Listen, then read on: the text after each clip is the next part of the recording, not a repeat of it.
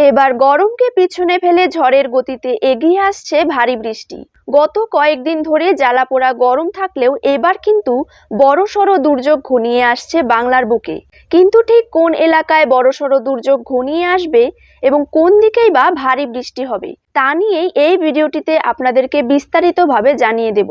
আপনি ভিডিওটি অবশ্যই শেষ পর্যন্ত দেখবেন এবং আপনি আপনার জেলার আবহাওয়ার যে কোনো গুরুত্বপূর্ণ খবরের আপডেট সবার আগে পেতে হলে অবশ্যই আপনার জেলার নামটি কমেন্ট বক্সে লিখে জানাবেন। চলুন এক নজরে দেখে নেওয়া যাক গরম থেকে স্বস্তি কবে। এবার আবহাওয়া দপ্তর দিল বড় খবর। গত কয়েকদিনে সূর্য পুড়িয়ে দিচ্ছে দক্ষিণবঙ্গকে। একের পর এক তাপমাত্রা রেকর্ড ভাঙছে। উত্তরে কিছুটা বৃষ্টি চললেও দক্ষিণবঙ্গের রোদ মাথায় নিয়েই চলাফেরা। এবার অ্যান্টি সাইক্লোনিক সার্কুলেশনের জেরে কিছুটা বৃষ্টি পাবে দক্ষিণবঙ্গ। সোমবার থেকে বিপরীত ঘূর্ণাবর্ত তৈরি হলে জলীয় বাষ্প ঢুকবে বাংলা, উড়িষ্যা, ঝাড়খণ্ডে। এর জেরে সোমবার থেকে উপকূলের আবহাওয়া পরিবর্তন হয়ে হালকা বৃষ্টির সম্ভাবনা রয়েছে আগামী দিনগুলিতে। আবহাওয়াবিদরা জানিয়েছে এবার নির্ধারিত সময়ের আগেই ভারতে ঢুকতে পারে বর্ষা।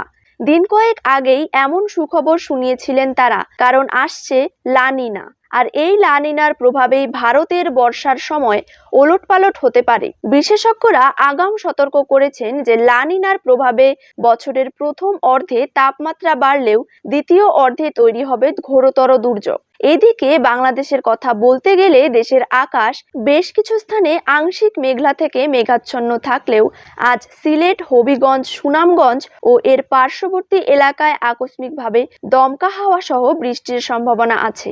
গত 24 ঘন্টায় দেশের সর্বাধিক বৃষ্টি রেকর্ড করা হয়েছে সিলেটে 13 মিলিমিটার। এই সময় কোনো বৃষ্টিবলয় সক্রিয় নেই, তবে পরবর্তী বৃষ্টিবলয় আসছে মে মাসের দ্বিতীয় সপ্তাহে। তাই সেই সময় কোন এলাকাগুলিতে ভারী বৃষ্টি অ্যাটাক করবে তা জানতে হলে আমাদের চ্যানেলটিতে চোখ রাখুন।